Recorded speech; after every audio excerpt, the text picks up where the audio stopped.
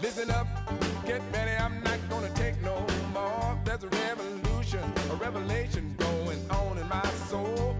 Buckle up, get ready, we're not gonna sit back. Hey, all you citizens of the world, welcome back to Live from the Heartland for the week of January 27th. And we are recording on the 22nd, which just happens to be Katy Hogan's birthday. And Katy Hogan just happens to be our next guest. Sometimes she's a host, sometimes she's a co-host, sometimes she's a co-producer, and sometimes I can't find her because she's off busy doing other things. So hello to you, Katy Hogan, and happy birthday. Hello, Michael James, and happy birthday back at you a week later. Well, that's good. While I was hiding out over here watching football and sports during this heavy cold spell, which appears to have broken, you were busy marshaling other folks and making phone calls about a very important project that Network 49 is very much involved with. How about starting to fill us in on what you've been doing? Yeah, Network 49 is the progressive independent political organization of the 49th Ward, which you are also a member of the steering committee. It's a great group that is engaged in, I think, always some really important work, starting with the education committee that got a referendum on the ballot some 5 years ago to put a moratorium or a cease on expansion of charter schools in our ward, and moving on with the community safety committee that held the feet to the fire in terms of the police accountability on the consent decree, and is still actively a member of that citywide coalition to make our police department better. And currently, the next big thing that we're dealing with is this Bring Chicago Home referendum that is on the ballot in the primary this March 19th. It's the last thing on the ballot. It's a referendum that is basically proposing we raise real estate transfer tax, sometimes referred to as RETT. Everyone pays a transfer tax when they buy property. It just varies in degree and percentage.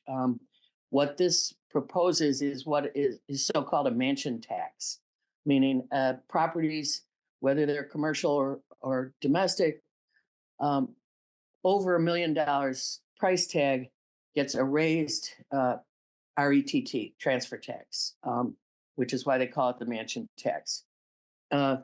Simultaneously, this particular piece of legislation proposes alongside of that real estate lower than $1 million cost has a decrease in the percentage of RETT.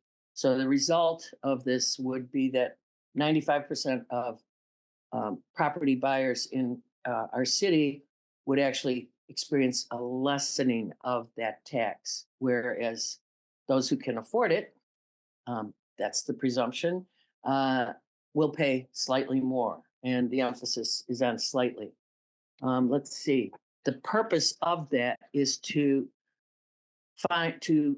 fund a dedicated fund to address homelessness and affordable housing in Chicago.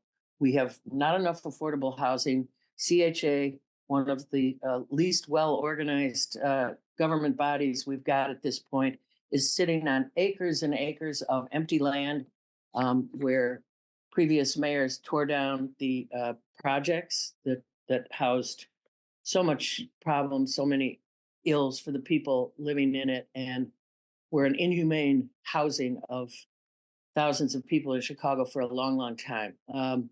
An embarrassment. Let me just throw in for people who are listening and may not know, CHA is the Chicago Housing Authority. Right. Been around a long time. Right. So they have not kept up. They did not replace those units with affordable units. They're way behind on all of that.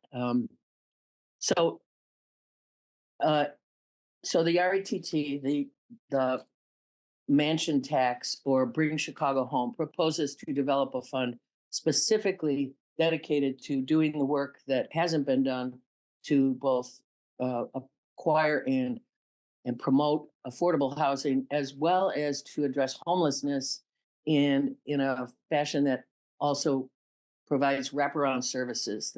They use that phrase, meaning helping people who may have been shelterless for a long time get accustomed to having a roof over their heads, which, believe it or not, is a huge deal when people get off the streets and finally have an enclosed space. It can be a fairly terrifying experience, as well as eventually a secure one, and one that should eventually bring people real peace and comfort. But it does require some attention and some assistance. So the mansion tax, the Bring Chicago Home referendum is about addressing that. It's a somewhat radical, except it's not new. It has worked in other cities across the nation. San Francisco, Los Angeles, New York all have some version of the Bring Chicago Home RETT, and they've had good success with it. They also have learned some lessons on how to not do it, so that we have a little bit of a path laid for us ahead. What we're doing right now, Network 49 in coalition with many, many groups across the entire city, but in our neck of the woods, the 40th Ward, the 47th Ward, a lot of people, 48th Ward, are engaged in this coalition, making phone calls, canvassing door to door, which has been a little difficult with the polar freeze. But this week, we're going to actually add a couple of weekday canvasses for anybody who wants to. Give us a call. Wednesday and Friday, we will send out people to knock doors in our ward to let people know about this. The terrible voter turnout, even in general elections, is something we should be ashamed of. And so raising people's awareness that, one, there is an election in Chicago, March 19th, and two, there's something really important on the ballot, which will not appear on the ballot in the general. So people don't quite always know that. They go, oh, well, I'll get a second whack at it in November. No, you won't. This is the only chance to vote for it. This is the only chance to pass it, so that then it will be given to the city council to fashion the legislation needed to develop the fund and put people in charge of it.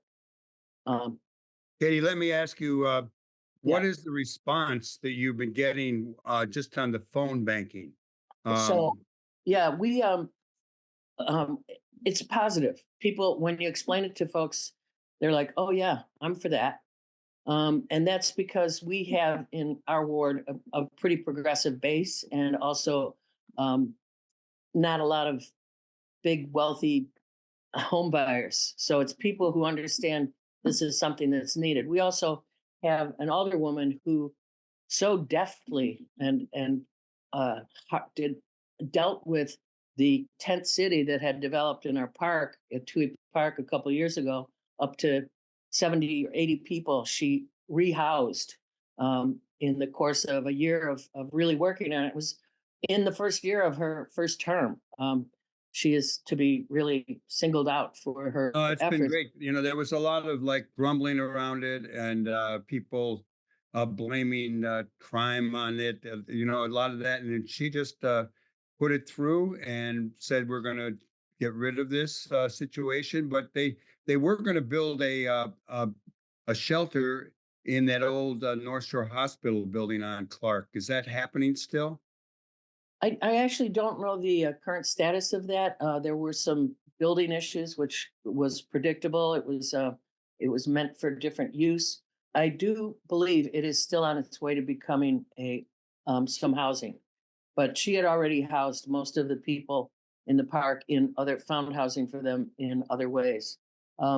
So basically, will get a lot of headwind from the real estate people.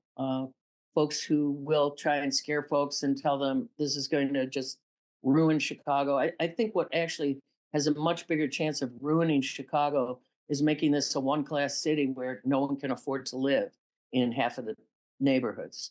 And Katie, in our remaining moments or so, because I'm sure we're going to talk about this more. I know we will. Can you tell people how they can get involved, how to contact you or Network 49 and participate not only in the phone banking, but even knocking on doors or talking to people at shopping centers? Give us some info. One North Side and is the coordinator in our neck of the woods of the coalition. So if you're not in our neighborhood here in the 49th Ward, you can go to One North Side or look for bringchicagohome.org. And there's a mobilized sign up there for action. You should definitely take action. It's not that hard. Phoning people, everybody goes, oh, I don't want to phone. I don't want to knock on doors. Like, I'm sorry, that is the way we do it. That is the way we make a change. And we should get used to it because we have a much bigger challenge later this year. And one more time, the election, it's the primary, It's is the March primary. 19th. Yes, March 19th. Early voting starts March 5th in all the neighborhoods. You can get a mail-in ballot via the application process at Board of Elections. So yeah, I know we're running out of time, but thanks for letting us talk about it. Well, I'm glad, and I'll see you later, and happy birthday to you.